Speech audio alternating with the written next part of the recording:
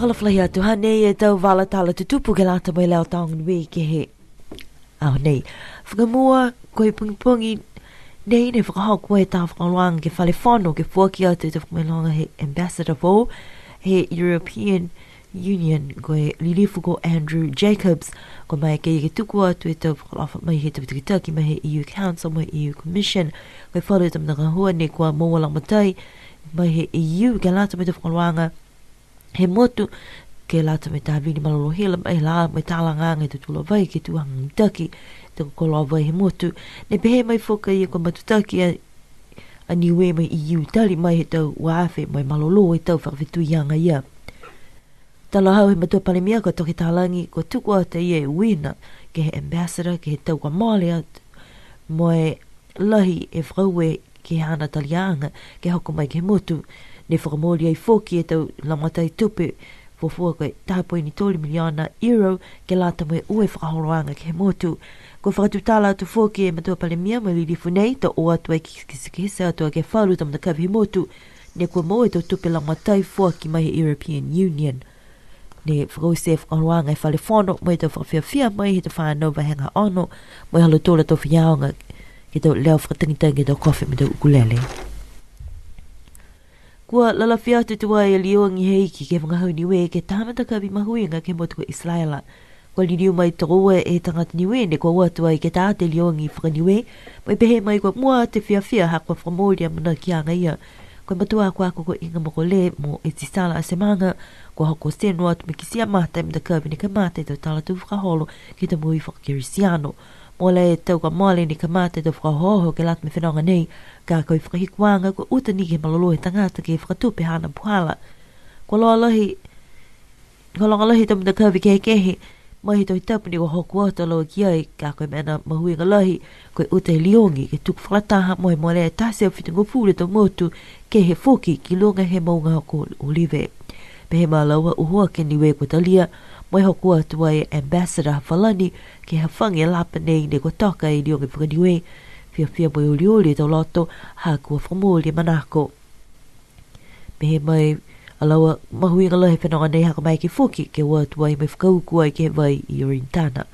Koe amana kianga lahi e talahai matua kwa ako ko inga mokole ke liliu moe tau siusi e taha mata kau whuki ke o atu he tōle tau i mua.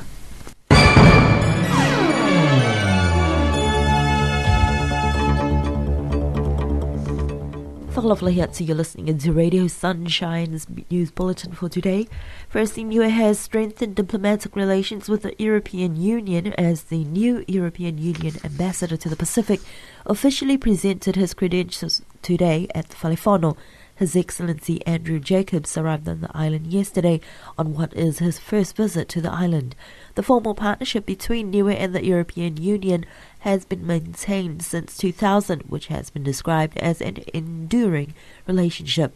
The ambassador conveyed greetings from the European Council and European Commission and assured NUE that the European Union remains committed to its bilateral partners. Premier Toki Talangi was delighted to welcome the ambassador and his delegation and expressed appreciation for the support provided to the island over the years.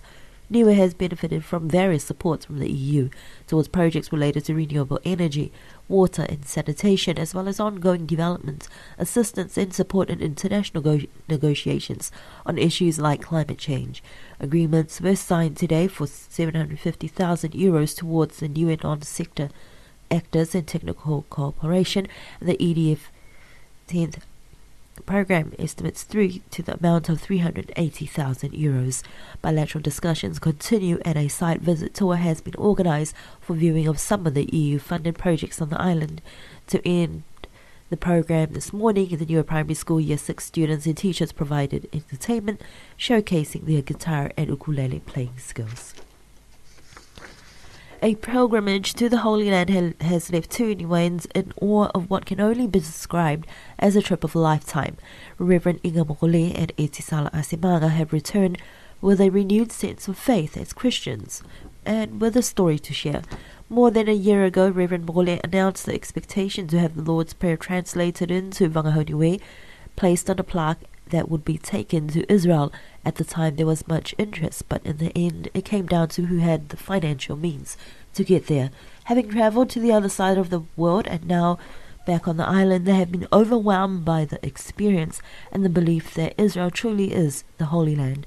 Reverend Mokole says it was an emotional trip, and the highlight was seeing the Lord's Prayer in our language, placed with over 170 others from around the world, and leaving Niue's mark on this holy site. They say that the trip has had many highlights and additional activities that they were privileged to be part of, but being baptized in the River Jordan would have been one major bonus of this trip. Niue is the last country to have a plaque installed at the site of the Mount Olives that can be counted as a monumental occurrence, especially for the history of our Christian faith. Reverend Mokole says the prospect now is to prepare another group to make this pilgrimage in 3 years' time, to give others an opportunity to share in the experience.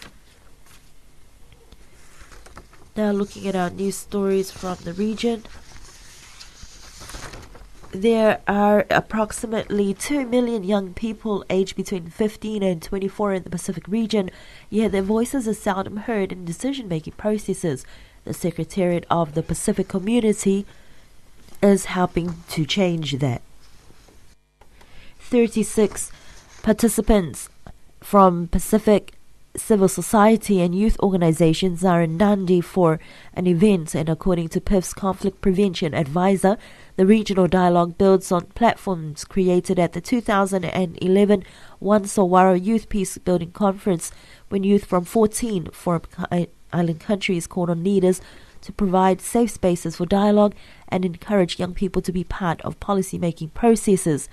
Breyer added that the mandate for peace and security and youth participation continues to be a pressing concern for young people.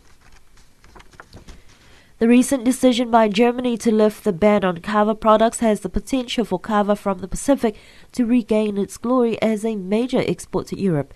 Pacific Island Forum Secretariat Director Economic Governance Program Shiu Raj made the optimistic observations at the second Pacific EU Business Forum in Port Vila, Vanuatu. Apart from kava, the other key export that would benefit immensely from the economic partnership agreements with the EU is fisheries. Under the IEPA, Fiji and Papua New Guinea benefit from global sourcing and preferential rules of origin for canned and cooked fisheries products. Currently, two-way trade between the European Union and the Pacific is around €1 billion in favour of Europe. Private sector representatives present at the business forum have been urged to deal with the trade imbalance. The European Union has identified 3 focal areas for its partnership with the private sector in the Pacific for the next 6 years. Among these are regional economic integration, sustainable management of natural resources and the environment, and providing an investment facility to provide an enabling environment for investment, mostly in the infrastructure development through grants from the EU. Vanuatu has been acknowledged for playing a key role in Brussels in organising the second Pacific EU Business Forum. The forum will convene a series of dialogues, which include sessions on increasing Pacific participation in trade and addressing trade barriers, inclusive and sustainable development, on engaging the private sector in post-2015 development agenda, and accessing private sector funding from the Pacific Investment Facility. A sub-regional project to light up 1 million homes in Melanesia by 2020 is about to get underway, called the Melanesian Millennium Miracle Program, M3P. The project will use technology that supports the physical, social and economic environment of targeted communities in Papua New Guinea, Solomon Islands and Vanuatu. For Vanuatu, M3P is working with the Department of Energy to provide electricity to 26,625 households, or 159,790 people by 2020. Based on current funding, the project will bring electricity to 200 households in 2 rural communities to bridge the gap between urban and rural areas in terms of access to modern energy services. The French Polynesian President Gaston Floss has been given a reprieve after a ruling by a Papeete court. The Court of Appeal has quashed a referral order in the corruption case involving President Floss and the French advertising executive Hubert Haddad. In January, the criminal court gave the two a 5-year prison sentence and $110,000 fine for corruption. The appeal court has now declared the earlier verdict null and void. Hubert Haddad has been accused of paying about $2 billion in kickbacks over 12 years to President Floss and his party to get public sector contracts from the OPT telecommunications company. But lawyers for the president and the other accused called for the referral order to be quashed, saying the accusations against their clients were too imprecise.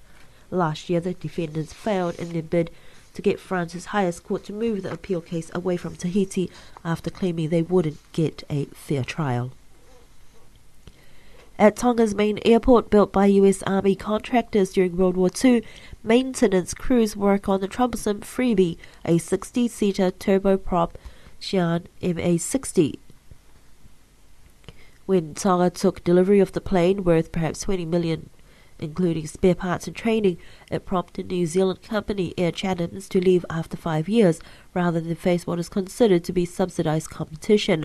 That left Rio Tonga, which operates the MA-60, as the sole domestic operator. China's Ministry of Foreign Affairs said China had provided the plane at the request of the Tongan government as a matter of bilateral economic and technical cooperation. The ABC and SBS could for the first time charge viewers to watch content under a proposal put forward by the Government Commission Review of the Public Broadcasters. ABC Managing Director Mark Scott has warned that news and current affairs programming, drama and children's content such as Peppa Pig could be at risk by the budget cuts, but the executive summary identifies extensive savings without touching programming. These include selling assets, outsourcing, pulling ABC and SBS transmissions from Foxtel, increasing advertising minutes on SBS, selling a Melbourne-based helicopter, cancelling Sydney helicopter leasing arrangements, and the sale of a Sydney helipad and other property. The proposals do not envisage a merger, but recommend that ABC and SBS explore opportunities for shared corporate and back-office services, joint purchasing or using joint facilities, along with outsourcing of services like payroll. Pacific businesses have been told their products need to be marketed well in New Zealand and communicate their unique difference. The Pacific Wave Conference, held in Auckland, aimed at boosting export growth among Pacific businesses. Contributors such as award-winning chef and author Robert Oliver says the time is bright as tourists and even people who stay home are more and more interested in authentic Pacific food and other products. Jennifer Bogus, the founder and director of One Success Story, Hey Lala Vanilla, says apart from capital and having a good team of people, she says a unique selling point is crucial. She says she wants to make Hey Lala Vanilla the recognized Tongan export as Fiji water is to Fiji. And those are our news stories from the region as well as our local news bulletin here on Radio Sunshine for today.